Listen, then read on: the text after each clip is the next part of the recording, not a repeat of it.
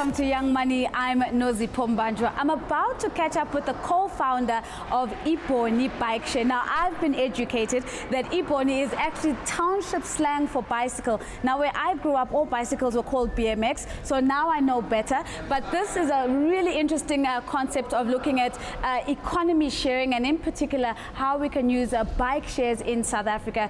His name is Lesego Sethusa, and he's standing by to talk to us about his venture. Lesego, so I've now been educated that a bicycle in township slang is iBoni. Where I grew up, bicycles were BMXs across the board. Talk to me about the idea and how this came about. Well, you know, we wanted to structure a brand that is actually centered around where we come from the townships, you know, and iBoni just felt like the right name for our business. So iBoni loosely translates to bicycle in township slang. So that was the whole concept around the name and the brand that we want to build. It's a brand centered around Africans for Africans. Right. And then, of course, there's bike share. Yes. And this is the concept or the business model that you're bringing to market. How does that work exactly? Well, if I can give an anecdote of how the concept actually came about, I was actually working for a civil engineering firm in Midrand. So I'd struggle with getting to work in terms of getting off the Gautrain and having access to a mobility solution to get me to the office. So I figured, why not introduce bicycles into Gautrain stations or wherever people work within a CBD. So this idea was actually born within the context of actually having mobility solutions for people in urban environments to get from point A to point B, which is from the point of transportation to their offices. If one goes to Europe, the idea of bike sharing is almost pretty common, very, very new here in South Africa. How has it been received by the market so far? Well, the market is actually ripe for bicycle sharing because, as you can see, the city is actually introducing bicycle lanes around the city of Joburg. So we did some market research during the first ever Eco-Mobility Summit last year, and we found that people are really keen on using bicycles and alternative modes of transport in getting around, because I'm sure you've noticed as well that the traffic in Joburg CBD is insane. So what we want to create is an alternative mode of transport, and people are really keen on using it, but it's the way in which that we can develop this prototype and create it for people that is the really stringent part of getting it to market. And of course, once you get it to market, you also now have to think about your pricing model and how you're going to cost this. What has been some of the thinking without giving your idea away? Well, the idea is to make sure that this concept is actually inclusive to everybody. And I think, one of the major concerns with, pitching an idea to judges and so on, to people as well, is that they worry about security of the bikes and theft and so on. But we believe if it's a social movement that can be placed, you introduce bicycle sharing in Alexander, introduce it in Sandton, all communities, then it becomes a responsibility of the whole community of the city of Joburg. So I think in that regard, we can push through and create this product, and it can be as inclusive as possible for everyone. And we're looking at a model in which people can actually pay per month and have access to the bicycles from within a certain geolocation. Right. So there's almost a complementarity to existing public transport systems that exist. I want to come back to the comfortability of riding now. Here I am in my little dress, in my high heels, just gotten off the Gautrain. Are you going to put a bit of an engine on this thing, or is it me and the pedals until I get to work? Well, this is where the interesting part gets in, because we want to ensure that whatever we create is designed around the customers. So initially we'll interact with you as a customer and say, okay, these are my mobility needs. This is not comfortable for me. I would rather choose a scooter instead of a bike. Then we can put up a fleet of bikes for a certain market, bicycles for those who are like bicycle enthusiasts, and then have an electric scooters for those who are green conscious and who want to promote environmentally friendly ways of commuting around the city. So we're catering for different customer segments and also introducing feedback from them and allowing for different fleets in different areas. So again, I always want to come back to the initial reaction by family members in particular when you started telling them, look guys, I want to run a business of iBoni or Iboni, or as you would say it in township slang. How was that received? I mean, how was the initial reaction from your family? I think in a sense they were surprised and shocked, but they knew from the beginning that I didn't really want to be a civil engineer. And you know, I'm a person who really is considerate about people, and I want to lift our country. So I decided that business is the only way that we can actually create something that can benefit Africans as well. So my parents are supportive now. I live with them now because I left my job, but it's been quite a journey, and I'm getting them to slowly understand the vision of where I want to take businesses within Africa. Businesses should be for Africans and benefit people within our country. So that's, from that stance, I think they're supportive in that regard, and you know, they have my back.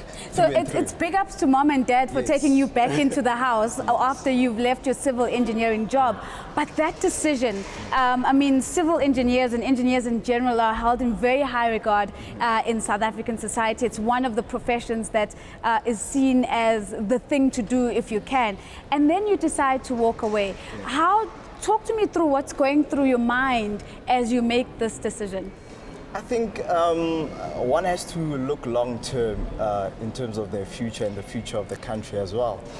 We don't want to find ourselves in a situation where I'm a civil engineer and I work for a big corporate that's outside of the country. So I think I like risk. So I just decided to just hold back, start my own businesses that can contribute to the country. I mean, it's another form of building the country instead of being a civil engineer and creating structures.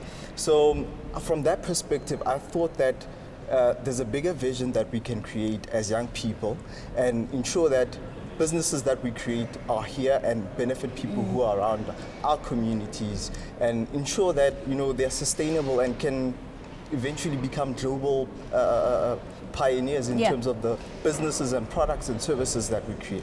You know, oftentimes entrepreneurs who start off within the professional space or in corporates want to straddle both worlds and say, okay, first I'm going to build my business, and then when my business is doing well, then only am I going to leave my job. Why did you choose not to go that route that so many often do?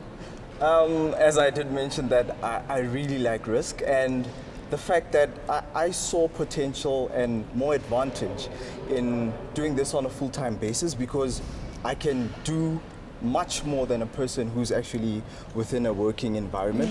I can, if I have to attend a meeting that's been called up today and now, I can attend to that meeting, and hopefully it can bring about some form of change within the business. So from that perspective, I think entrepreneurs really need to focus on putting their lives on the line, because there will come a time in which maybe you have failed within your business, and maybe the banks are chasing you and so on, but you have to be a person of tenacity in terms of pushing your way forward. So I believed in doing it full-time basis, and you know, I have some savings with me from the corporate work that I used to do, but then this is the way I feel that it can be beneficial for the business and gain more traction quicker than somebody who's working part-time in a job. So your 100% of your energy is focused on the business. So let's talk about the business for a while. How big is the team that you're working with, or are you in partnership with anyone? And let's talk about projections, new markets that you want to go into outside of South Africa. What's on your radar? At the moment, we're currently 2 directors. It's myself and my co-founder, Figile Magalela. We're hoping to penetrate markets within South Africa first, so that we can steadily grow, because as a startup business, we don't want to go nationwide and fail on a bigger scale. So we're almost like scientists working in a lab. If you have a little small scale pilot, then you can actually see, okay, if it works in this area, then maybe you can project it into other areas with similar characteristics, right? And so this is why it's so engaging to have a tailor-made solution rather than give a community bicycles which they don't need. Maybe they might need scooters or segways or something else. So our key focus is in technology and making sure that all the markets within South Africa are accessed. We're looking at hotels as well. We're looking at corporates, which are the big influences in terms of the market that we really want to reach to. And we're currently engaging with Barclays, trying to set up a proposal in terms of getting a bike share for the employees, you know, for the community needs from the Gautrain to the office. And the other thing is that me and my co-founder were actually from the BYM alumni. So we're BYM 2015, so the BYM 2015 were like great people, and it was nice to interact with people from other African countries that can actually contribute to your idea and say, okay, this could also work in Tanzania, Kenya, and so forth and so forth. So. I love asking all entrepreneurs this. 5 years from now, we're catching up somewhere. Where are we? What has iBoni Bike Share achieved by then? All right. At the moment, we're currently in a competition called the Green City Startup, which is funding our whole pilot and so on. So we're getting grant money in terms of creating the pilot that we want to initiate and test out the market. 5 years from now, I think we're a technology company ensuring that people who actually manufacture bicycles, segways, scooters within the African market can gain access to market, because we want to be like the WhatsApp of mobility. So you have a phone, no matter what phone it is or no matter what scooter it is, we can give you access to the right markets so that your product is used, and it's on a bigger scale because it's a shared economy. Shared economy is something that's not new. Ubuntu has been there forever, and this is the principle that's been sitting and embedded within our company. So this is where we want to go with sharing economy around the African continent.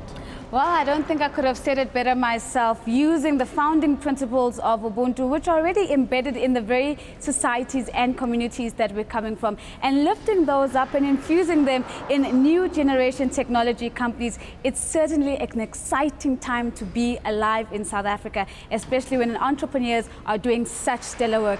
Now, if you've enjoyed the show and you want to see more of the show, but more importantly, you want to be a part of the show, all you need to do is follow me on Twitter @TheRealNozi or @CNBC Africa. Don't forget our hashtag, it's YoungMoney410. Until next time, ciao.